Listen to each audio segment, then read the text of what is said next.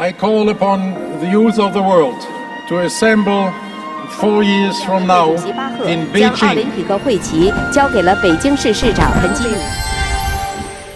It's not long before 24 Olympic Winter Games begins, but it has already been marred by a series of scandals. In particular, China was blamed by the US and some European countries for violating human rights in the province of Xinjiang. The talk is about the Uyghur genocide. 迎接另一个晨曦，带来全新空气。 These people are systematically oppressed by their own government. The Uyghur genocide is the characterization of the series of human rights abuses committed by the government of China against Uyghurs and other ethnic and religious minorities in Xinjiang. These are some of the suspected detention camps, where an estimated 1 million Uyghurs are held. Many of them have not been heard from since being detained. Since 2014, the Chinese government under the direction of the Chinese Communist Party has pursued policies that incarcerated more than an estimated 1 million Muslims in internment camps without any legal process. Back in the days of Trump's presidency, the US decided to tell the world about the horrors happening in Xinjiang. According to the US government, from April 2017 to December 2018, more than 2 million people were arrested and put in internment camps. But conditions there are far from to call satisfying. All detainees are physically assaulted, dispossessed of their personal belongings, tased. They live in terrible rooms where the number of people could exceed the floor space. The same thing happens with food. Sometimes relatives of prisoners don't get any information about them.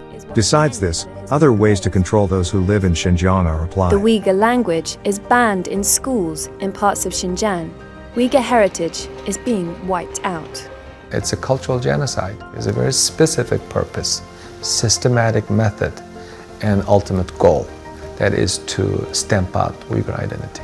Because of the situation with Uyghurs, the USA and Australia declared that they will not send an official delegation to the 2022 Winter Olympics in Beijing. Great Britain and Canada joined the boycott. The Biden administration will not send any diplomatic or official representation to the Beijing 2022 Winter Olympics and Paralympic Games, given the PRC's ongoing genocide and crimes against humanity in Xinjiang and other human rights abuses. The athletes on Team USA have our full support. For the past many months, we've been in conversation with partners and allies around the world on the issue of the Beijing Olympic and Paralympic Games.